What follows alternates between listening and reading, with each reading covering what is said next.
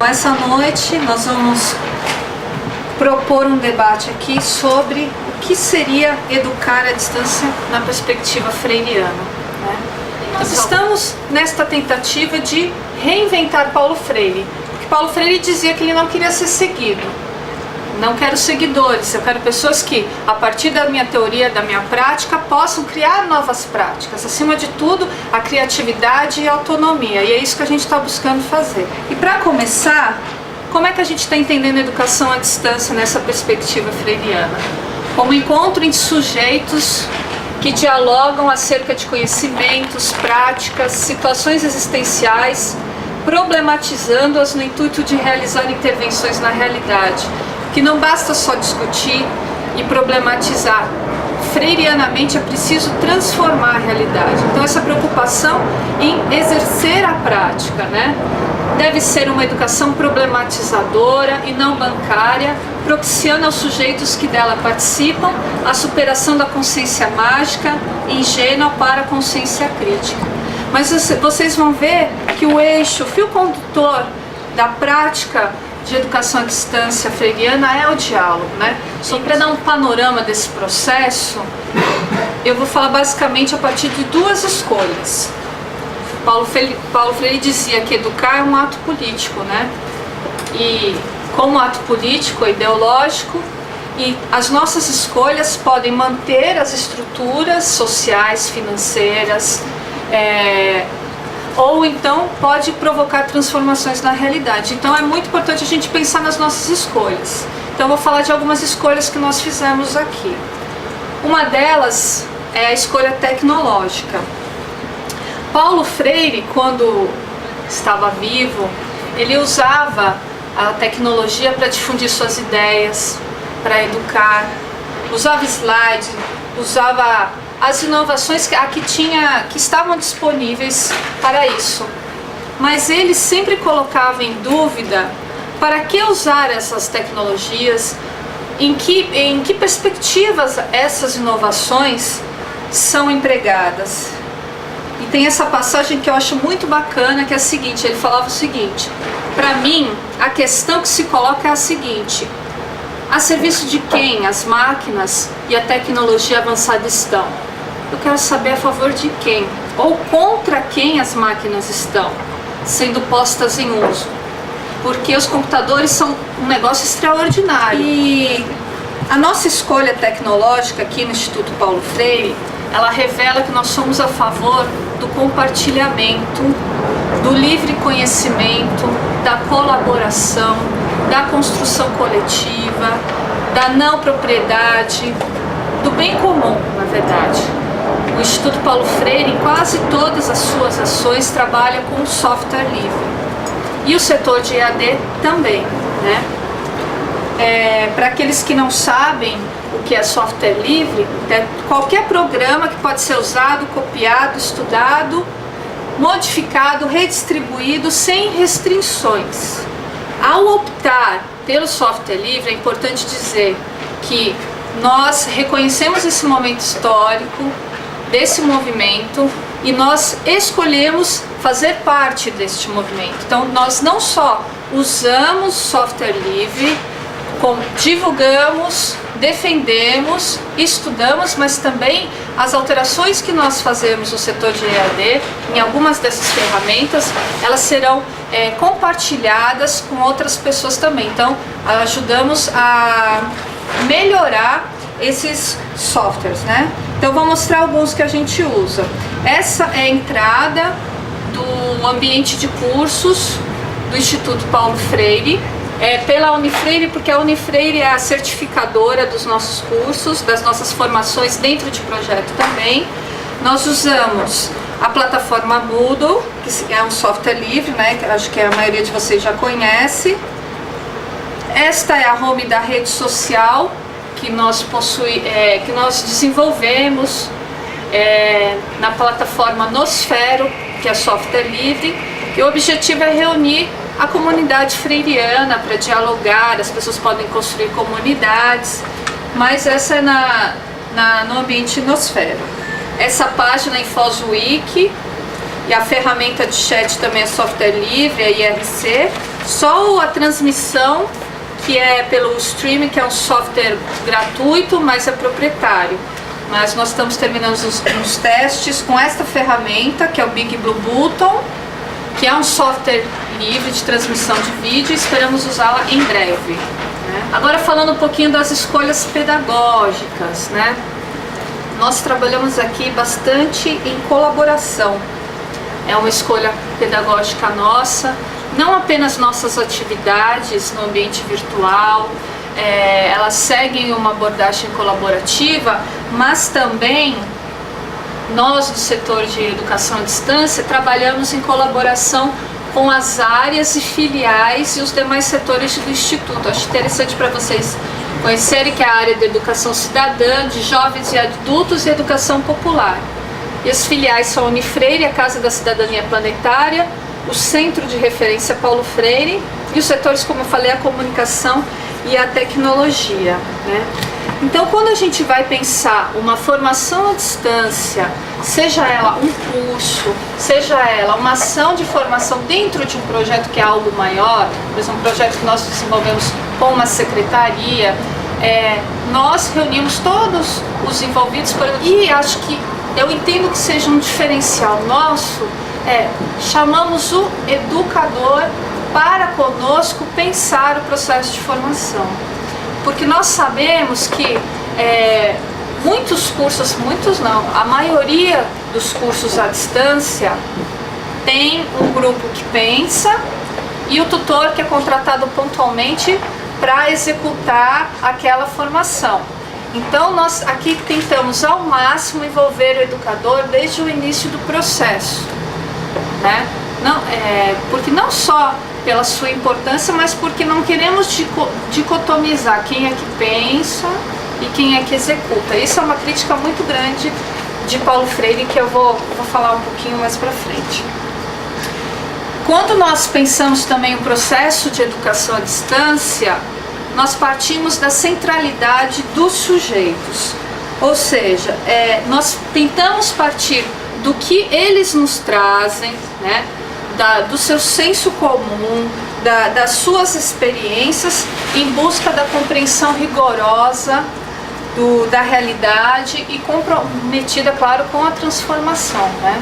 Então, sempre que possível, eu acho que pelo menos em todos os projetos que teve EAD recentemente, é feita a leitura do mundo, inclusive presencial, para saber quem são aquelas pessoas, o que elas pensam, suas experiências, e também quando elas vão para o ambiente virtual, a gente puxa essa história, todas essas, não só os interesses, mas o que ela traz, para a partir daí desenvolver o processo de formação. E voltando um pouquinho para Paulo Freire, é o que ele nos orienta, né? Um princípio dele, de que para o educando, dialógico, problematizador, o conteúdo programático não é uma doação ou uma imposição, um conjunto de informes a ser depositado nos educandos, mas a devolução organizada daqueles elementos que este lhe entregou de forma desestruturada.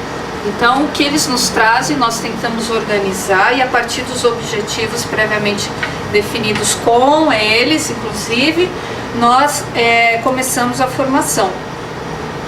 E aí, para citar, só para ilustrar um exemplo, o projeto Seja Salvador, seja porque é Serviço de Educação de Jovens e Adultos. Então, a Secretaria nos chamou para desenvolver um projeto com eles para construir a proposta político-pedagógica do Serviço de Educação de Jovens e Adultos. E ao mesmo tempo que a gente construísse essa proposta, que envolvesse todos, desde da secretaria, os técnicos, até o educando na sala de aula, construindo essa proposta coletivamente, pudesse haver uma reflexão e uma reinvenção da prática por parte dos coordenadores, por parte dos professores, de todos os envolvidos, né? Então a gente fez uma formação que articulava momentos presenciais e se desdobrava no virtual. Mas o que é bacana dizer é que nessa concepção de pensar que os sujeitos, partir sempre dos sujeitos, o que a gente propôs e a gente realizou já? Cada um tinha o seu grupo de referência. Então, da equipe da secretaria, o grupo de referência eram os coordenadores regionais. Dos coordenadores regionais, os coordenadores pedagógicos, os professores, e dos professores, os educandos. Então eles tinham que discutir presencialmente a temática daquele mês, que tinha sempre um tema maior, fazer uma sistematização. Por exemplo, os coordenadores regionais conversavam com os coordenadores pedagógicos, faziam uma sistematização daquela discussão e levavam para o ambiente virtual onde estavam os coordenadores para discutir. Então a nossa preocupação era como trazer a voz de todos, discutindo localmente, sistematizando, trazendo para o ambiente virtual. E aí, ao final de cada mês, vamos dizer assim, que era algumas semanas, cada grupo construía coletivamente na ferramenta Wiki um texto que seria incorporado na proposta político-pedagógica que vai ser construída agora no final do ano. Então, a gente acabou recebendo vários textos e aí que vão ser agora mais finalizados. E esses textos também eram trabalhados presencialmente. Então, existia uma relação presencial, virtual, que tentava contemplar todas as vozes. Bom, uma outra característica que a gente, da EAD que a gente pratica aqui, é a flexibilidade e avaliação permanente.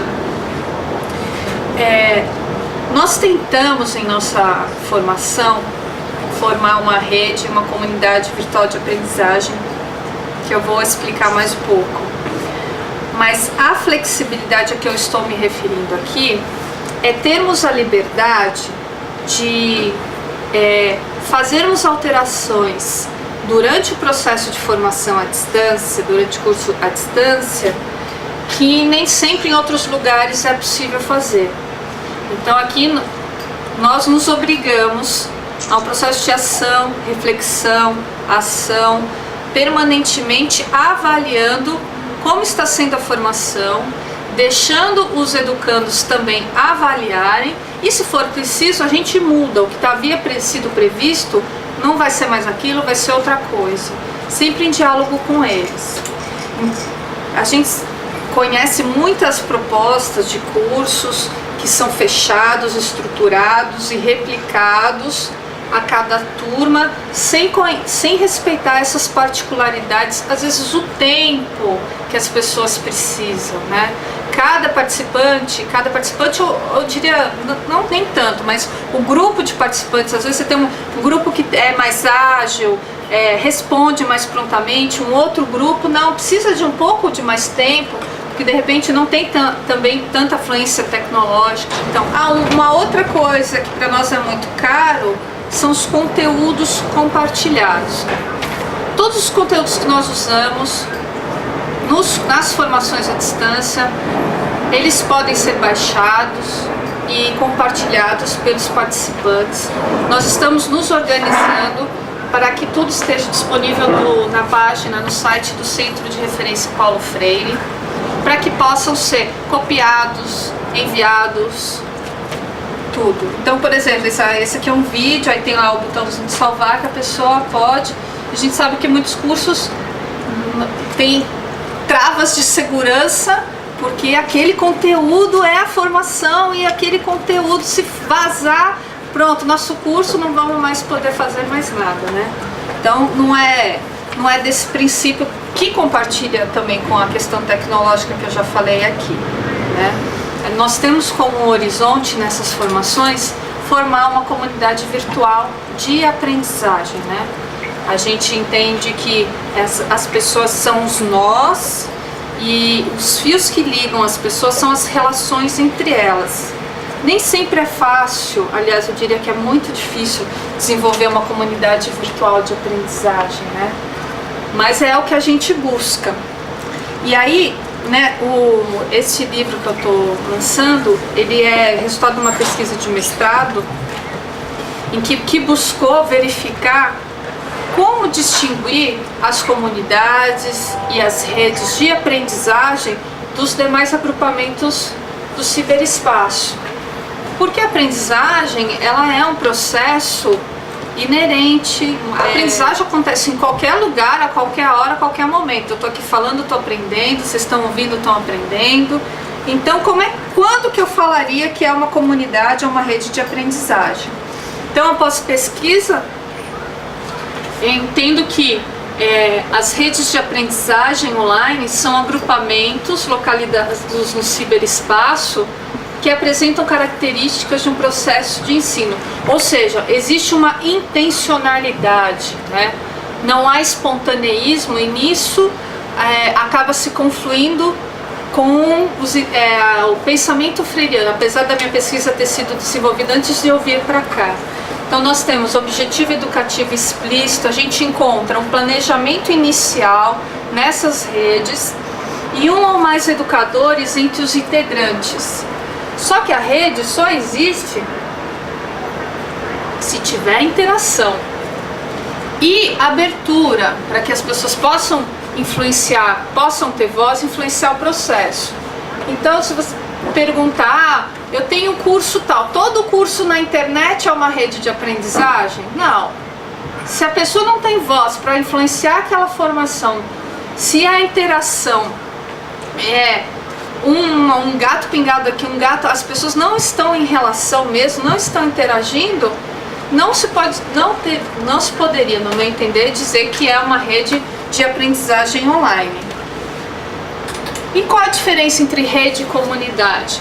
Na comunidade nós temos laços mais fortes, a colaboração é intensa e o compromisso acaba se desenvolvendo com o outro, a solidariedade, a ética, a amorosidade entre as pessoas, que é uma coisa que Paulo Freire sempre falava, né, que aprender e educar envolvem a amorosidade. Por isso que é tão difícil. Por isso que a gente tem no horizonte tentar desenvolver uma comunidade virtual de aprendizagem. Mas o empenho do educador tem que ser bastante, o comprometimento dele, a capacidade dele de desenvolver atividades colaborativas tem que ser bastante forte para conseguir. Senão a gente consegue desenvolver uma rede e isso não significa, no entanto, que a rede não possa alcançar os objetivos educativos dela. Nós não estamos aqui fazendo julgamento de valor. A comunidade é melhor e a rede ninguém aprende. Não é isso. Cada um funciona numa estrutura, né? Mas que se a gente conseguir desenvolver uma comunidade, a educação acontece de uma forma melhor, vamos dizer assim, é bom ter no horizonte. A gente entende que, tendo como horizonte então a formação da comunidade virtual de aprendizagem, o educador é um nó robusto, porque não há espontaneísmo, como eu disse, né? Há uma rigorosidade metódica, há um compromisso, ele faz o maior número de ligações com as outras pessoas que estão na rede, e a presença do educador, nós entendemos, não só nós entendemos como importante, mas diversas pessoas, instituições, como por exemplo a Conferência Nacional de Educação, defende que os cursos à distância não prescindam do educador, né? Então, por exemplo, eles enfatizam, esse aqui são 2 artigos do documento final da CONAI do ano passado. Então, que o docente esteja envolvido, como nós também defendemos, desde o início do processo, na implantação, no acompanhamento, no monitoramento e na avaliação das ações de formação. E mais, por isso também nós não usamos aqui o termo tutor, a defesa do papel do professor em substituição ao tutor. Bom, para terminar então, o que a gente está tentando fazer? Nós estamos tentando reinventar os círculos de cultura, que a gente sabe tem uma metodologia própria, mas nós estamos reinventando e criando o nosso jeito de fazer círculos de cultura no espaço virtual, né? E nesse círculo de cultura, o professor é o coordenador de debates, né? Que em lugar da aula discursiva, dissemina o diálogo. E aí, como a gente está trabalhando muito com ambientes virtuais, na verdade nós só estamos trabalhando com ambientes virtuais, é o diálogo online, né? E para falar sobre o diálogo online, eu quero chamar a Angélica, que fez uma pesquisa de mestrado só sobre isso a partir da perspectiva freiriana, e eu acho que ela pode contribuir bastante com a nossa discussão. Bom, e aí falando o que é diálogo, né? Assim, na perspectiva freiriana, antes da gente falar, é importante pensar o que não é diálogo, né? Então, assim, é bom a gente deixar claro que não é bate-papo, por exemplo, né? Bate-papo, se a gente falar num diálogo, num referencial freiriano, um bate-papo não é diálogo. Não é uma tentativa para fazer amigos ou uma técnica para obter resultados, né? Porque o ato de dialogar, ele vai além da troca de ideias por meio de palavras, né? Precisa o quê? Para ter uma coerência com a proposta freiriana, precisa ter um conjunto de práticas e posturas que eu vou apresentando aqui ao longo dessa nossa conversa.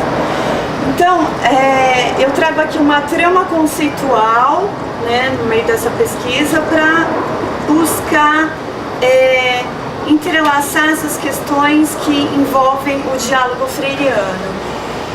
E aí eu me deparei com esses conceitos. São 7 conceitos depois que eu levei para pesquisa bibliográfica, né? Saber escutar, criticidade, tolerância, respeito ao conhecimento do educando, curiosidade epistemológica, construção coletiva do conhecimento e emancipação. Antes de fazer a pesquisa em si, né, que foi uma pesquisa por meio de artigos científicos publicados em revistas online, com acesso aberto. Primeiro eu fiz toda uma revisão de literatura, né, reli Paulo Freire e alguns outros autores que traziam questões importantes para desenvolver essa pesquisa. E fiz algumas pesquisas sobre o diálogo na aprendizagem online. Então vi que muitos autores diziam que o diálogo é essencial na aprendizagem online, né? E aí eu sempre procurei pontuar que na EAD o diálogo ele é por meio do computador, mas que quem dialoga são as pessoas também. Como Paulo Freire já dizia, que pronunciam o mundo, né? E aí esses autores também diziam que existe a necessidade de se ter práticas dialógicas na construção do conhecimento na educação online, né? E as minhas primeiras inquietações foram nesse sentido de perguntar, então quais são as teorias que fundamentam essas práticas dialógicas que eles apontam como importantes, né? Como o diálogo contribui para a construção do conhecimento na EAD? E de que modo a pedagogia freiriana pode se concretizar na educação online? Aí fui desenvolvendo todo o processo metodológico, optei por uma abordagem qualitativa, pesquisa bibliográfica no meio digital, com um referencial teórico em Paulo Freire, como comentei agora há pouco. Então, esses artigos, eles foram pesquisados no período entre 2005 e 2009. E aí eu falo em acesso aberto, e entendendo como acesso aberto à disposição pública e livre na internet, que também muitas vezes pode ser por meio de licenças como licença Creative Commons, né, que mantém os direitos autorais, permitindo derivação das obras, né? Então eu busquei artigos que tinham que estavam disponíveis na íntegra na web, né? Alguns disponibilizam só os resumos, mas não, eu me mantive aqueles que disponibilizavam o artigo na íntegra, né? E aí, por meio desses conceitos que eu separei, esses 7 conceitos, fui desenvolvendo um sistema de busca para fazer toda essa trama conceitual e tentar me aproximar do diálogo freiriano por meio desses artigos. O primeiro deles é o saber escutar, né? Então Paulo Freire já dizia, somente quem escuta paciente e criticamente o outro fala com ele, né? E aí ele traz que saber escutar vai além da capacidade auditiva, que significa ter disponibilidade por parte de quem escuta para a abertura à fala da outra pessoa, do outro, né? E aprender que a gente também aprende a falar escutando, né? Isso não significa que necessariamente eu tenho que concordar com o outro, não. Muito pelo contrário, o diálogo também traz todo o conflito, também traz aí uma divergência de opiniões, mas até quando eu escuto o outro, eu também posso buscar argumentos para depois dialogar com ele, também ter o momento da minha palavra nesse diálogo, né? O segundo conceito é criticidade, e aí aparece o pensar crítico como oposição ao pensar ingênuo, né? E essa criticidade, ela vai sendo conseguida por meio de um exercício permanente do pensar crítico, que é desenvolvido por meio da praxis, né? Como a Jaciara falou no início da apresentação dela, essa questão da problematização do conhecimento, né? Que por meio da problematização, educador educando, é que vai se chegando à criticidade, né? Outro conceito é o conceito da tolerância. E aí Paulo Freire traz que tolerância implica respeitar princípios e estabelecer limites, né? E aí ele traz pra gente que tolerar não significa você simplesmente tolerar no sentido de eu tolero essa pessoa. Oi?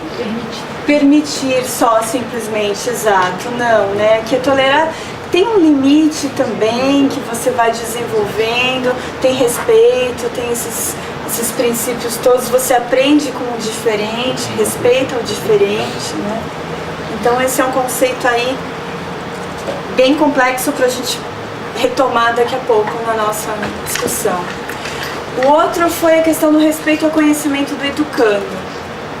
E aí tem essa famosa frase de Paulo Freire que ninguém ignora tudo, ninguém sabe tudo, todos nós sabemos alguma coisa, todos nós ignoramos alguma coisa, por isso aprendemos sempre, né? Aprendemos em comunhão.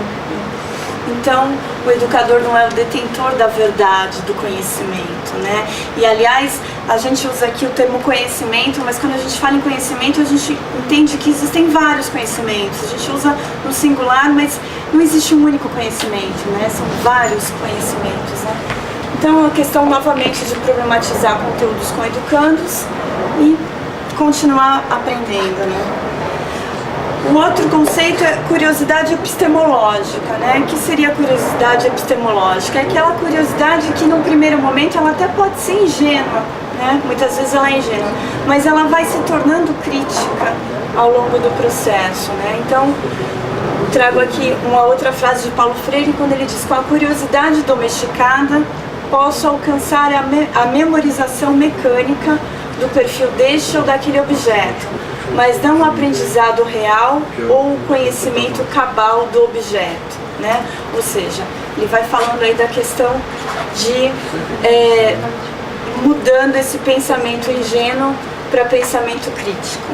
E é também por meio da problematização, né?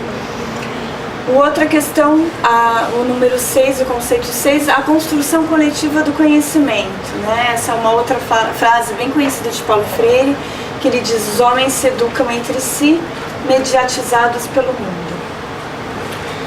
E aí essa construção passa pela relação sujeito, objeto e sujeito, né? Então o conhecimento não é um fim. E aí isso implica todo o compartilhamento do mundo lido nessa busca pelo ser mais, que é um outro conceito freiriano, que implica comunhão e solidariedade. Por fim, o conceito de emancipação, né? Então a emancipação, nessa perspectiva freiriana, significa o quê? Em síntese, né? Isso em poucas palavras, né? É assumir o direito e o dever de optar, de decidir, ajuizar, romper, fazer política, né? Ou seja, lutar para ser o sujeito da história. Depois de todo um processo de busca, um longo processo, foram vários sistemas para chegar nos artigos, eu cheguei em 8 artigos que eu considerei representativos para essa pesquisa. desenvolvi um quadro síntese com alguns elementos para análise, né, que são eles. Primeiro, título, autoria, instituição, periódico, ano, os 7 conceitos buscados em Freire. Aí desses 7, eu apontei na coluna quais foram encontrados nos artigos dentro desses 7. Depois, uma relação da pesquisa com o diálogo em Paulo Freire.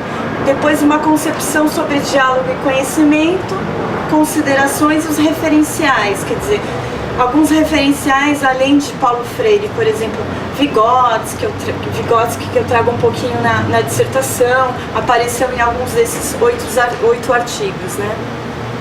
Aí esse quadro completo está na dissertação, que ela está disponível na íntegra na página do Centro de Referência Paulo Freire, no site do Instituto Paulo Freire. Então tem lá, quem tiver alguma curiosidade, quiser acessar, está lá à disposição. E aí, depois de analisar todos esses quadros, eu fiz uma síntese desses artigos. E aí, nessa síntese, o que eu destaco foi uma aproximação que esses pesquisadores, ou seja, esses autores, né, dos artigos científicos, fazem com a EAD, da EAD com o diálogo freiriano, na perspectiva de diálogo freiriano.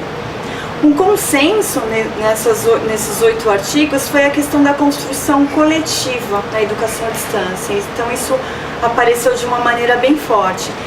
E um conceito que eu não localizei nesses artigos foi, na verdade, foi o termo que eu não localizei, o termo curiosidade epistemológica. Apesar de não ter localizado o termo curiosidade epistemológica, eu acredito que ele estava contemplado sim, e eu defendo isso. Por quê? Porque aparecia o termo curiosidade e também muitas vezes aparecia o conceito criticidade.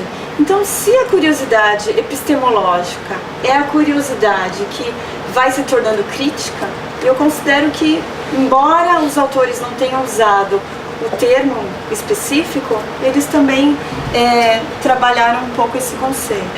Esses autores trazem esses conceitos freirianos para construir novos conhecimentos no meio digital, né? Então eles demonstraram, né, por essa pesquisa, pude observar que eles demonstraram, esses autores, uma preocupação teórica com a fundamentação dessas práticas, né? E trazem a proposta pedagógica de trabalhar com o diálogo freiriano na educação à distância. A dimensão colaborativa, como eu comentei agora há pouco, ela foi bem forte em toda essa avaliação, trazendo nesse sentido de transformar práticas bancárias em ações colaborativas, que são viabilizadas pela multiplicidade de intercâmbios que ocorrem na educação à distância, né? E aí a construção coletiva de conhecimento, na educação à distância a gente vê muito esse termo da coautoria, né? Por meio dessas produções criativas e pensamentos críticos, né?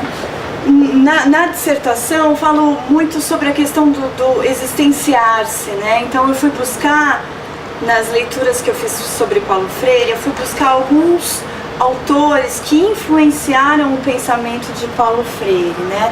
Dentre eles, o Álvaro Vieira Pinto, né? Um filósofo. Então, falava muito sobre a questão de existenciar-se, e aí eu fui um pouco buscar isso de como existenciar-se no meio digital também, né?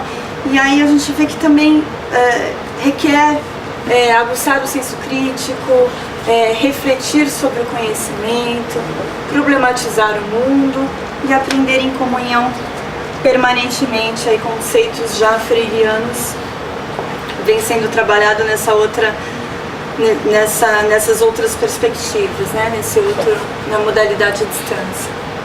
E o que eu posso dizer dessa pesquisa é que existe a perspectiva de currículos emancipatórios na educação à distância. Por meio dessa pesquisa eu não posso afirmar ainda que existam currículos emancipatórios de fato, né? Só que existe uma perspectiva, porque como eu falei, foi uma pesquisa bibliográfica, então foi com base no que os autores falavam e se propunham a fazer. E só depois dessa pesquisa que eu vim trabalhar aqui no Instituto Paulo Freire também como educadora online e com o desafio de colocar em prática tudo isso que eu fui buscar na teoria. Então são aí novos caminhos que se abrem em direção à educação dialógica e libertadora de Freire, ampliando essas formas de comunicação. Sempre importante ressaltar essa intencionalidade pedagógica e a possibilidade de digitar a própria história, né? Essa questão dos sujeitos que a Jaciara trouxe agora há pouco também na apresentação dela. Bom, meu nome é Urbano, sou jornalista, sou mestrando em educação e pesquiso justamente a questão do ensino à distância mais focado em videoaula. Como eu trabalho em TV, sou responsável por uma TV universitária, eu pesquiso essa junção entre a linguagem do vídeo e a questão educação, a questão educativa. Meu nome é Nádia, eu sou mestranda em educação também, sou professora da rede estadual do Rio de Janeiro e estou também pesquisando a relação com a EAD. E o meu foco é o professor em EAD, não só o tutor que você levantou, né, mas o professor como autor, coautor, e eu venho para a área da subjetividade desse professor. O meu questionamento é esse. Então, meu nome é Stefano, venho da Itália, faço parte de uma organização, uma ONG internacional, venho de um trabalho de 8 anos mais ou menos, de educação à distância, fundado na escola canadense, que baseia-se muito nos escritos do Marshall McLuhan, se vocês conhecem. E nos últimos anos em particular eu trabalhei na OIT, com parte dessa escola do Canadá, e vínhamos nos últimos anos fazendo justamente um trabalho desse tipo, ou seja, de emancipação, porque a gente trabalhou com o pessoal da África e da Ásia particularmente, em capacitação técnica de sindicatos na África e na Ásia. E aí eu cheguei descobrindo Freire por minha conta e fiquei surpreendido por a quantidade e das coincidências no enfoque da escola canadense com a escola do Paulo Freire. Essa coisa eu acho que não é muito conhecida. Essa é a razão da minha presença. Eu sou Neuci, professora da Rede Municipal de Osasco, hoje estou diretora de uma creche, né? E eu vim pela curiosidade do tema, né? Porque a educação à distância muito me preocupou, assim, principalmente a formação inicial, né? E eu vim por curiosidade, por conhecer um pouco mais. Pode se apresentar. Eu sou Júlio Monteiro, mestre pela Poli, na área de Inteligência Artificial e Ciências Cognitivas. Também tenho interesse nessa parte de ensino e aprendizado, especialmente EAD. Já fui professor presencial, mas tenho interesse em participar mais das atividades à distância. Na sua fala, você tinha falado, acho que era Angélica, né? Isso. De Paulo Freire, perspectiva dialógica e libertadora. A pergunta, como hoje, até a apresentação dele, na imposição capitalista, mercantilista, como tornar, no caso, o ensino à distância de uma forma emancipatória, de uma forma libertadora, como tornar? Como que vocês veem isso? Sim, isso é um desafio. Então, a gente vem buscando fazer uma educação à distância aqui no Instituto Paulo Freire com essa perspectiva da emancipação, da libertação, né, coerente com esses princípios freirianos, né? Então, um fio condutor disso tudo é o diálogo, e o diálogo dentro dessa trama conceitual toda que a gente apresentou aqui. Não é algo fácil, é muito trabalhoso, é um desafio imenso e a gente acredita que isso seja possível, né? Até porque a gente já vem desenvolvendo alguns trabalhos assim, Então a gente acredita que esse seja um caminho. Talvez não apenas o único caminho, né? Mas esse é um caminho. O que nós tratamos aqui foram de alguns conjuntos de posturas, visões político-filosóficas que penso eu, que teriam que ser incorporadas, né, nas universidades ou nos cursos e em outras instituições que desenvolvem formações à distância, né? ONGs, por exemplo, tudo depende do viés político-ideológico, né? Por exemplo, E eu acho... numa videoaula, que é um conteúdo fechado, como vocês falaram, que é um conteúdo que não tem a interatividade, como você falou, a rede e a comunidade. No caso, seria uma rede. Então, mas a videoaula, ela pode ser usada como um conteúdo para subsidiar a interação, né? Nós trabalhamos com vídeos também, né? Nós gravamos vídeos e a partir daquele vídeo sendo um provocador do diálogo, né? Então, como eu te falei, se nessa perspectiva que nós trabalhamos, né, se não há voz do educando, nós estamos falando de outra coisa, nós estamos falando de educação bancária, entendeu? A gente precisa ouvir a voz dele, a gente precisa conseguir, a partir do que ele está fazendo, fazer ele sair de uma consciência mais ingênua para uma criticidade que provoque transformação. Isso a gente só pode fazer pelo diálogo, não só assistindo a videoaula. A videoaula é muito importante, mas ela é um instrumento, ela é uma pecinha nessa coisa que é complexa demais, né? E a gente viu aqui, por conta desse conjunto de posturas, não é uma coisa fácil, né? Nem sempre nem mesmo a gente consegue, a gente se esforça para conseguir, né? Mas é um desafio.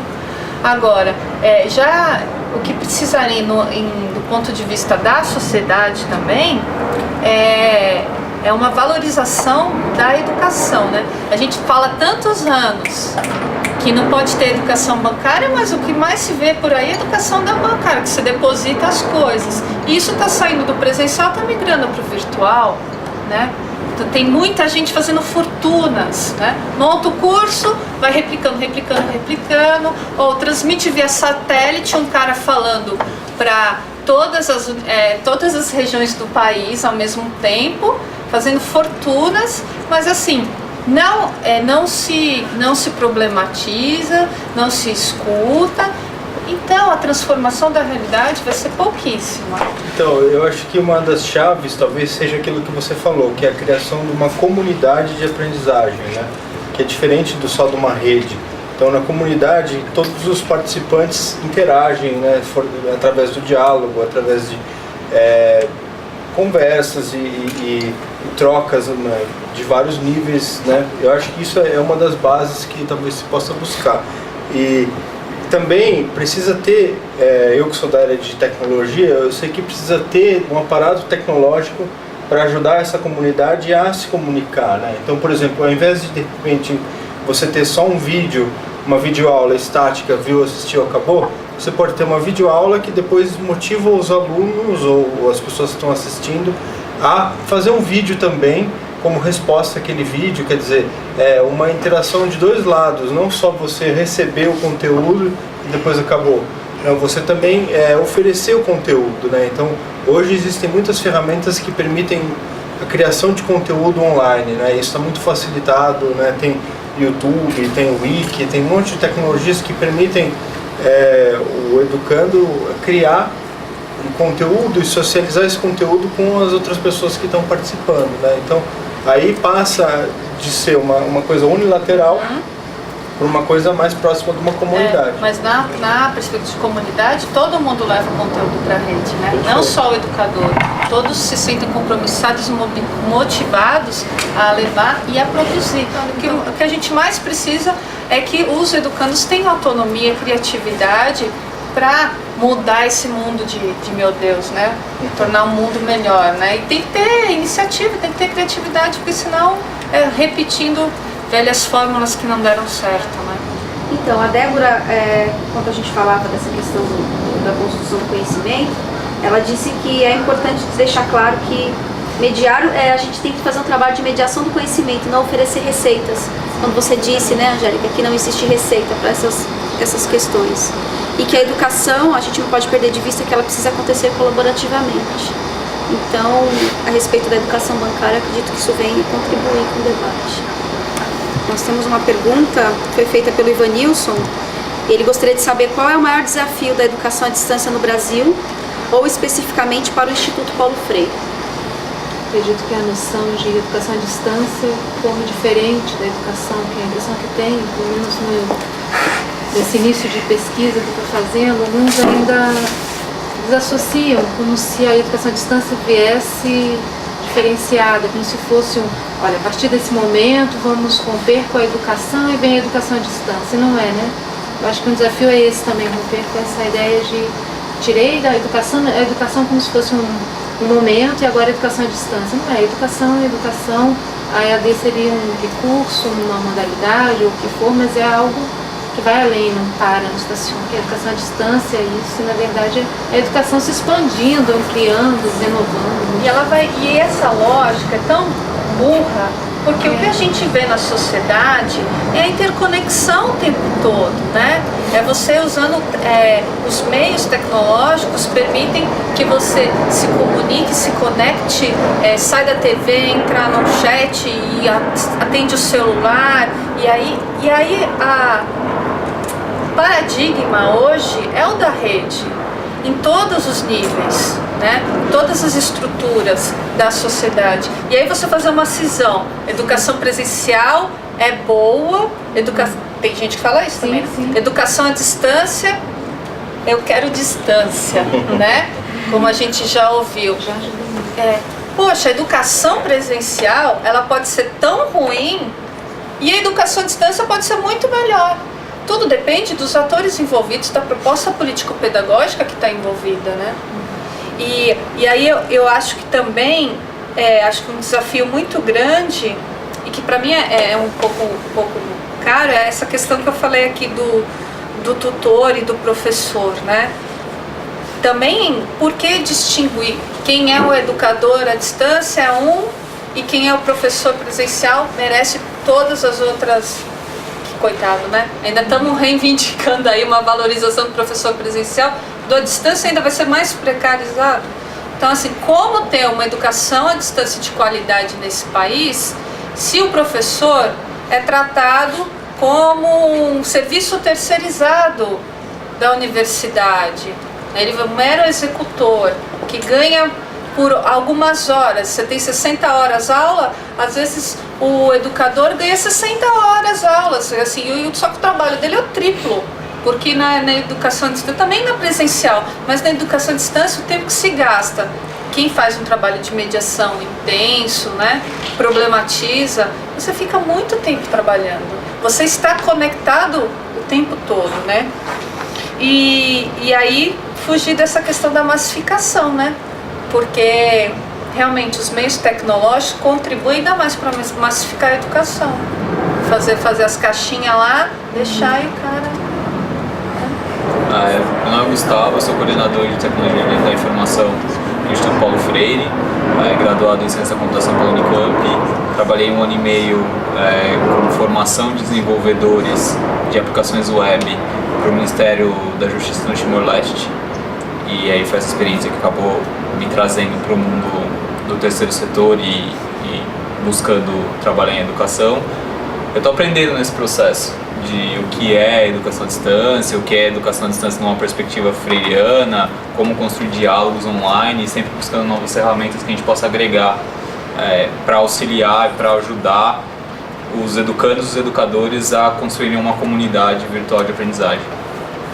Gostaria de introduzir outro possível desafio que a gente veio trabalhando há bastante tempo, porque eu cheguei nessa experiência como técnico puro. Mesmo sendo físico teórico, eu cheguei como informático nessa experiência de trabalho lá na OIT, na Organização Internacional do Trabalho.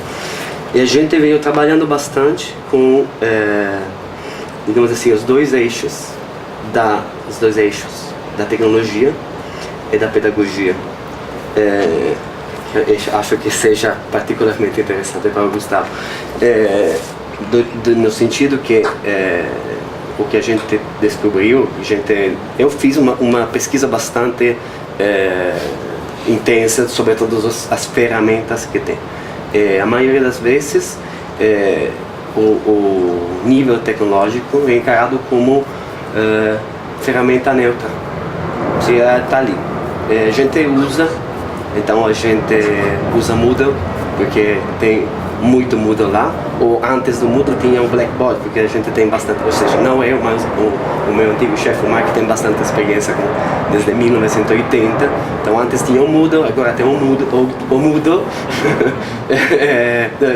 antes tinha o Blackboard, hoje é o Moodle, mas não tem uma visão crítica. Tecnologia não é neutral, o software livre é um bom exemplo disso. Mesmo se tem experiências muito, digamos assim, jerárquicas, basadas em software livre, então não é que seja software livre a solução do problema, mas é muito mais o enfoque pedagógico que leva a usar a tecnologia. Mas a coisa, eu acho, o desafio é casar estes dois eixos que formam a formação à distância é feita dessas duas forças, a pedagogia e a tecnologia. E uma coisa interessante que eu acho muito interessante é que ambas são as que nos ajudam a construir o mundo do futuro, porque nem a tecnologia nem a pedagogia são neutrais, muito pelo contrário. O que a tecnologia de hoje e a pedagogia de hoje são as que escrevem as regras do mundo do futuro. Então, quando trabalham juntas, tem ainda mais poder. Mesmo as nossas mães, não vamos nos encarar como os bonzinhos. Também nas mãos do educador. Com uma perspectiva, a gente falava colaborativa, na tentativa de fortalecer as organizações e não somente as pessoas com as quais a gente estava trabalhando. Mesmo assim, a possibilidade de ter um approach bem desenvolvista e com uma visão bem do norte até o sul é a coisa mais fácil. Mesmo eu experimentei isso entre uma turma de brasileiros e africanos de falar português. Então, ninguém fica fora desse tipo de possibilidade de se pôr. Toda a diferença é uma possibilidade grande de exploração ou de se pôr em uma posição jerárquica com respeito aos outros participantes. Stefano, né? Seu nome? Sim. Stefano, eu concordo muito com isso que você falou e eu até queria complementar, né? Porque uma coisa que a gente percebe é o seguinte: a educação à distância, ela existe hoje como fruto das nossas novas formas de se comunicar, né? Então, a internet, né, as redes, a tecnologia trouxe para a gente novas formas de falar com as pessoas ao redor do mundo. A gente consegue hoje se comunicar instantaneamente, praticamente, com pessoas ao redor do mundo, né? Então, só que esse conhecimento, essas tecnologias são todas relativamente novas. Isso tem 15, 20 anos, né? Nem 20 anos, acho que mal 15 anos talvez tenha, né? Então, é uma tecnologia em evolução que a cada ano surgem novas formas de você se comunicar, surgem novas formas de você se expressar, criar conteúdo, né? Então é um grande desafio realmente tanto para o educador quanto para o educando, né? Usar bem essas ferramentas para poder se expressar em rede, em comunidade, de forma que essas tecnologias também não atrapalhem, né? Porque às vezes atrapalham, às vezes o excesso, né, de informações ou o excesso de recursos audiovisuais, né, acabam dispersando mais o educando do que ajudando a focar, ajudando a entender um assunto da melhor forma possível. Então é um grande desafio, sim, hoje escolher as melhores ferramentas. Você disse o Moodle é uma ferramenta que muita gente usa, praticamente todo mundo, né? É uma das mais usadas, mas às vezes a gente se pergunta se ele é a melhor solução para esse tipo de atividade, né? Então, talvez seja necessário avaliar e repensar essas tecnologias que tem para ver se tem a possibilidade de melhorar esse processo, né? Porque a tecnologia, ela está no meio, né? Ela faz o intercâmbio entre o educando e o educador, né? Então, tendo uma boa tecnologia adequada para o ensino, né? O ensino-aprendizagem, o processo deve ficar bem melhor, mais otimizado, mais fluido, né? O mesmo, não sei como falar melhor, approach que o Freire tem com respeito à educação é necessário também com respeito à tecnologia. Sobretudo porque a maioria das tecnologias que a gente tem hoje, eu penso sobretudo no Facebook, em todos os serviços do Google, que mesmo eu uso, mas não tem absolutamente uma visão crítica. Ninguém tem uma visão crítica, nem mesmo na esquerda. Muito pelo contrário, existe um entusiasmo generalizado com respeito a essas novas ferramentas que abrange todos os setores da sociedade, independentemente do conhecimento que eles têm. Porque existe e não é muito percebida uma filosofia, que é a filosofia da Silicon Valley, que é chegado a dividir o mundo em coisas que são cool e coisas que não são cool. Então tudo o que é cool é bonzinho. Minha experiência é que não é assim, porque aquelas ferramentas foram pensadas por grandes empresas e servem para responder às necessidades do senhor Google, às necessidades do governo, dos grandes governos, nem só o governo americano, porque o Google recebe muito dinheiro do governo chinês. Estamos já em um mundo em que essa divisão não é mais assim clara, é muito complexa. Mas sim, o que a gente precisa realmente muitíssimo é a capacidade crítica, a curiosidade com respeito às novas tecnologias que seja capaz de se tornar crítica e de questionar com força cada passinho, porque não tem outro jeito. A Renata disse o seguinte: vocês falaram sobre educação emancipatória. Como a web pode contribuir neste cenário com a educação emancipatória? Emancipação, acho que, penso eu agora, que a web pode contribuir primeiro com a gama de informações que ela torna disponível para aqueles que têm acesso, né? A educação, com essa gama de informações, a gente pode optar melhor, tomar decisões com base em número maior de informações, conhecer novos pontos de vista. Então eu posso, a partir do que o Stefano falou aqui, que eu quero depois que ele fale um pouco mais dessa formação do curso, de repente entrar no site dele, não sei se tem, né, e conhecer esse outro olhar que vem do Canadá, que desenvolve um trabalho na África, né, cruzar informações. Também, para isso nós precisamos nos educar, né?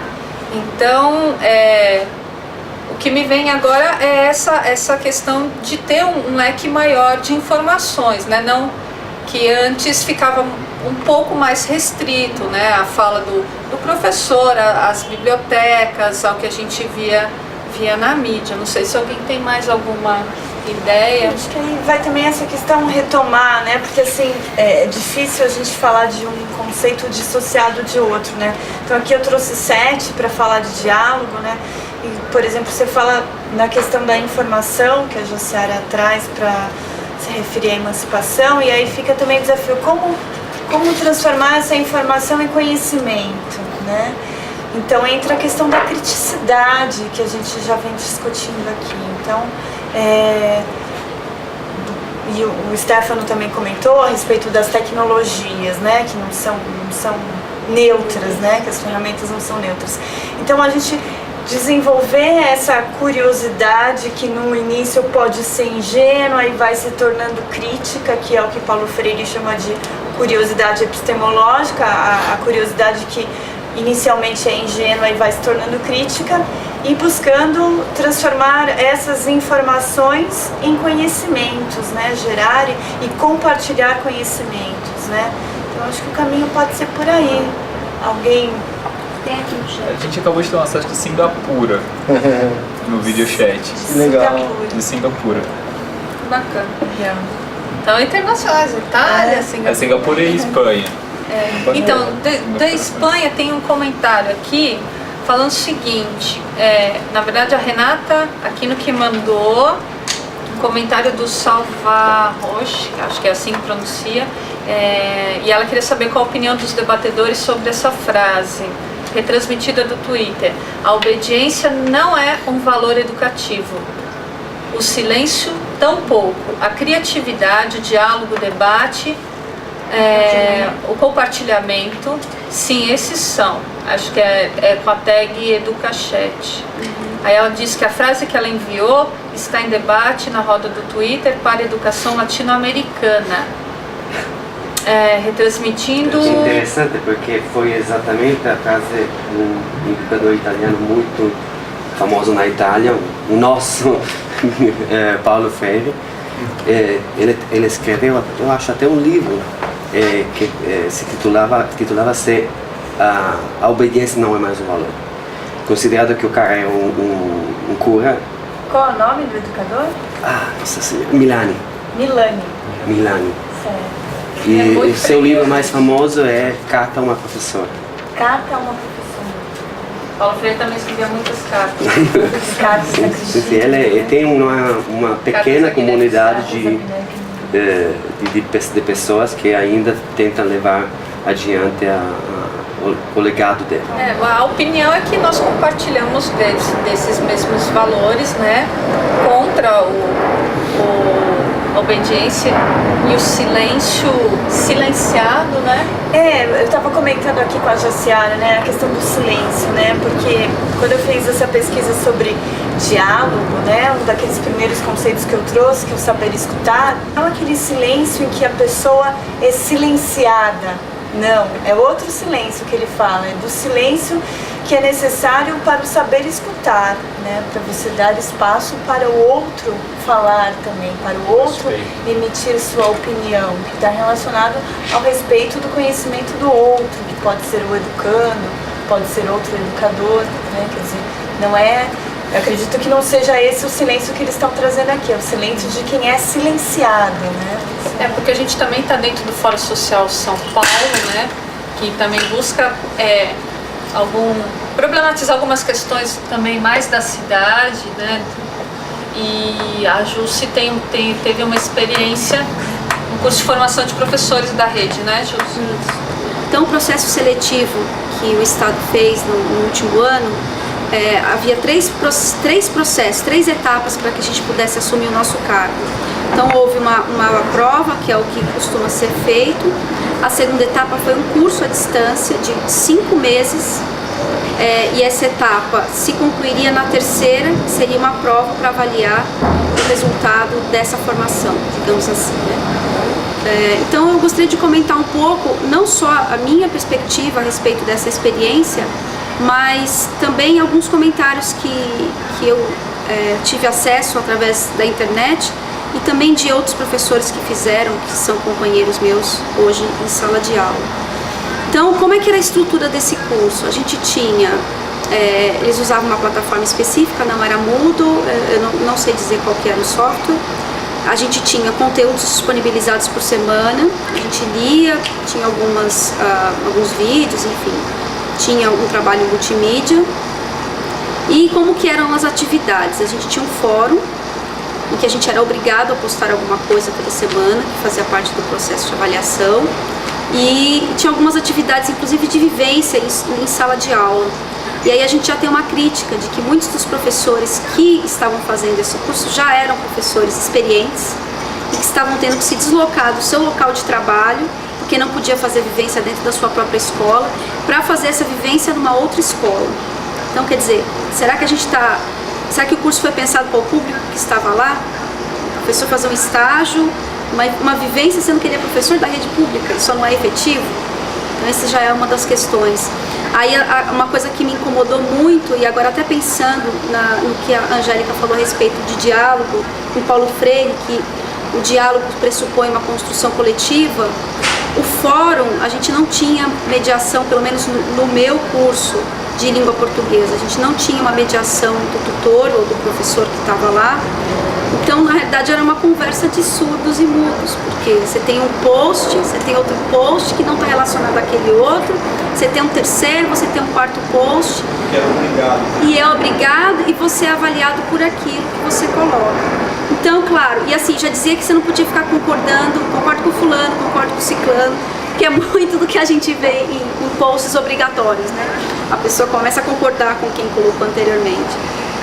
Então a minha crítica é essa, isso é um fórum de diálogo, e aí a gente recebia muitas vezes o feedback desse comentário do fórum individualmente. Por que não dentro do fórum? Muitos alunos para um professor só trabalhar. Então, dentro dessa perspectiva, a educação à distância ela está acontecendo. Como que ela tem acontecido? Então, a proposta da Rede Estadual Paulista de fazer um curso, será que aquilo ali não acabou virando um repositório de informações e não um curso à distância, né? Não um processo de aprendizagem à distância? Ou, né, na fala do Paulo Freire, uma educação bancária? Tem que existir um curso para os educadores, né? De preferência até à distância, né?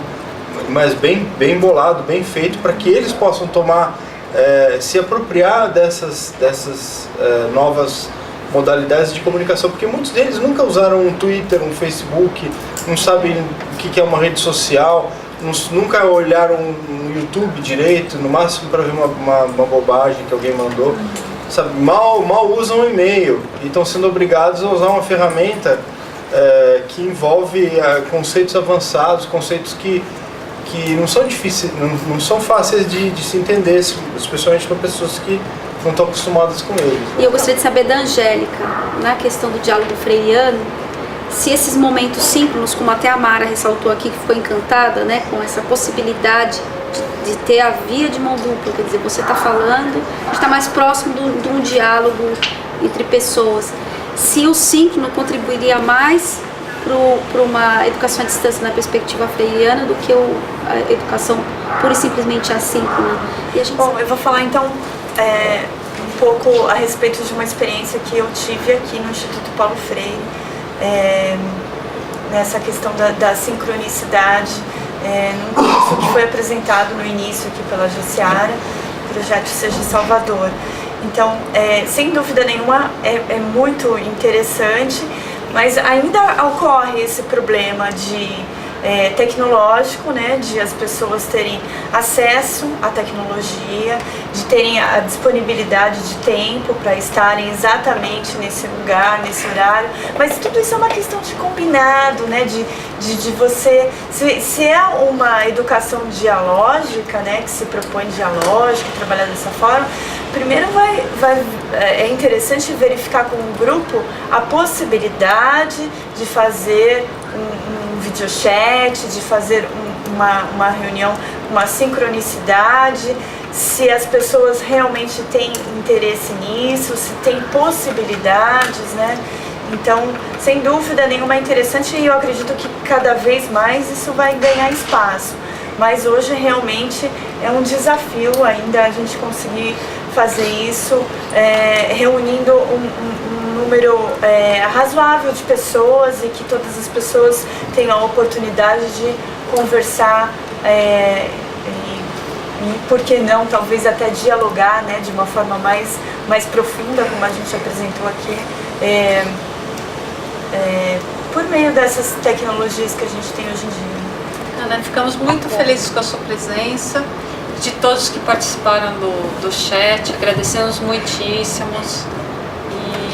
Que a gente possa voltar a discutir numa próxima oportunidade. É isso.